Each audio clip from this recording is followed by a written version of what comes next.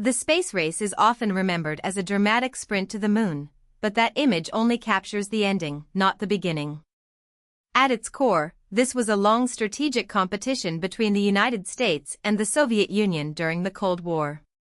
Both governments were trying to prove that their political systems, scientific institutions, and industrial power could outperform the other. Space became the most visible stage because success there was easy to measure and impossible to hide. A launch either worked or it failed. A spacecraft either reached orbit or crashed. And every success could be broadcast worldwide as evidence of national strength.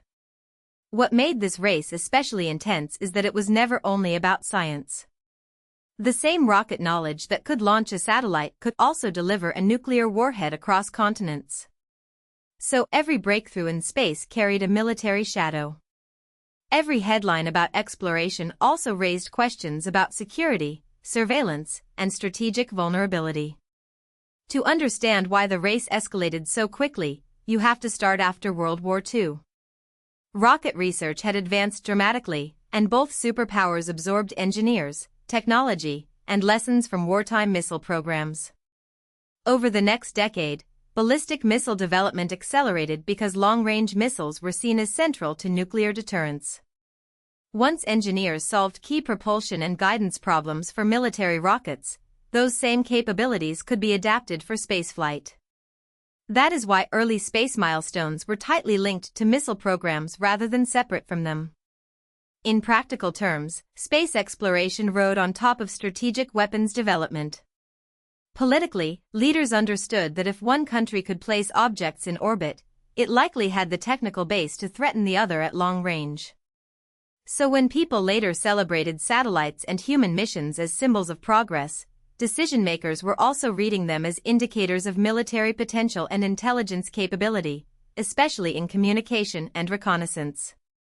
Public enthusiasm did not appear overnight in 1957. Interest in the idea of space travel had already started spreading through magazines and popular science culture earlier in the 1950s. This mattered because governments do not race in a vacuum, they race with audiences watching. In 1955, the United States announced it intended to launch artificial satellites for the International Geophysical Year, a large scientific initiative. Just days later, the Soviet Union answered with its own commitment. That quick response showed both sides understood the symbolic value of being first. Even before a single successful launch, each side was signaling intent, capability, and confidence. The public heard those promises and began to expect visible results. From that moment, delays became political risks, and success became a tool of international persuasion. The race had started as much in announcements and expectations as in hardware, and once that public scoreboard existed, every mission gained diplomatic weight.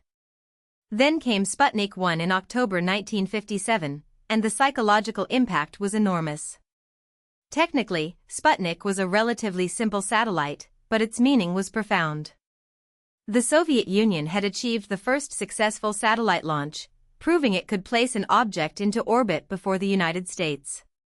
In Western countries, especially in the US, this triggered what became known as the Sputnik crisis. People worried not only about prestige but about security. If the Soviets could launch a satellite over Earth, what did that imply about missile reach? The event energized policy, education, and research investment in the US. It also changed media narratives. Space was no longer speculative future talk. It was an active, high-stakes competition with real geopolitical consequences. Sputnik's beeping signal became more than a radio tone, it became a warning that technological leadership could shift fast. And once that fear entered public consciousness, political leaders faced intense pressure to respond with clear, ambitious programs. If Sputnik shocked the world, Yuri Gagarin's flight in April 1961 transformed the race into a full-scale contest of human achievement. By sending the first human into orbit with Vostok 1, the Soviet Union captured a milestone that was emotionally powerful and globally visible. Human spaceflight made the competition personal. It was no longer only machines in orbit, it was a person representing a nation, ideology, and future. Gagarin instantly became a symbol of Soviet capability, and the United States now faced a gap in both technology perception and political confidence. This moment is crucial because it compressed decision timelines in Washington. Incremental goals no longer looked adequate in a climate where symbolic victories were reshaping world opinion. Gagarin's mission demonstrated that early Soviet momentum was real, not accidental, and that first-place achievements could deliver lasting diplomatic influence. In the logic of the Cold War, that influence had strategic value far beyond ceremony. Just weeks after Gagarin's flight, President John F. Kennedy raised the stakes with one of the most consequential policy goals in modern science history: land a man on the moon and return him safely to Earth before the decade ended. This was not a random dream. It was a strategic choice. The U.S. was behind on several early milestones, so Kennedy selected a target difficult enough to redefine the competition but clear enough to measure. The moon mission demanded breakthroughs in propulsion, navigation, life support, materials, and mission planning at a scale no country had attempted. It also required sustained funding and institutional coordination over years, not months. In effect, Kennedy converted a reactive posture into a national project with a deadline, forcing long-term commitment across politics, industry, universities, and engineering teams. The brilliance of the goal was its dual function. It promised a peaceful, aspirational achievement while simultaneously rebuilding U.S. credibility in a rivalry where perception could influence alliances. Reaching the moon required a launch system powerful enough to move a crewed spacecraft beyond low Earth orbit, and the United States solved that with Saturn V. This super heavy-lift rocket became one of the defining machines of the era. Its size and thrust were not just engineering spectacle, they were necessary for the mission architecture, sending a 3-person command module and a 2-person lunar lander to the moon, then bringing astronauts back safely. Behind that design sat a systems engineering revolution, where thousands of components, suppliers, and test procedures had to align with extraordinary reliability. One weak subsystem could end a mission. What made Saturn V historically significant is not only that it worked, but that it worked repeatedly in missions where failure would be global news. The rocket embodied the industrial depth and management discipline the U.S. had mobilized after Sputnik and Gagarin. In the space race, giant rockets were political statements made out of metal, fuel, and mathematics. In July 1969, Apollo-11 fulfilled Kennedy's goal when humans landed on the moon and returned safely. The achievement is often treated as a single triumphant moment, but it represented the convergence of years of prior tests, setbacks, redesigns, and risk management. The landing mattered because it closed the strategic narrative gap created by earlier Soviet firsts and gave the U.S. a defining victory in the most visible objective of the race. It also reshaped public imagination. For many viewers, this was the proof that long-horizon national projects could succeed under intense pressure. Importantly, Apollo-11 was not the end of American lunar activity. The U.S. conducted additional Apollo landings, expanding scientific return and demonstrating that the first landing was not a one-off lucky event. That continuity reinforced credibility. In a competition built on firsts, repeat capability became a second form of victory, showing mastery rather than a singular breakthrough. The Soviet Union did not stop competing after Apollo-11. It pursued crewed lunar ambitions with the N-1 rocket aiming to send cosmonauts to the moon, but that effort did not succeed. Rather than reading this only as failure, it is more accurate to see it as a strategic redirection point. Space programs operate under finite resources, technical constraints, and political priorities. The USSR shifted emphasis toward areas where it could lead: space stations and robotic planetary missions. It advanced Salyut, the first space station program, and achieved notable firsts in Venus and Mars exploration through robotic missions. This illustrates a broader truth about the space race: leadership was domain-specific. One side could dominate a headline milestone while the other advanced different frontiers with lasting influence. The race was never a single scoreboard line, it was a complex landscape of orbital operations, human spaceflight goals, and interplanetary science where both superpowers shaped the future architecture of space activity. By the early 1970s, geopolitical détente created room for a new phase.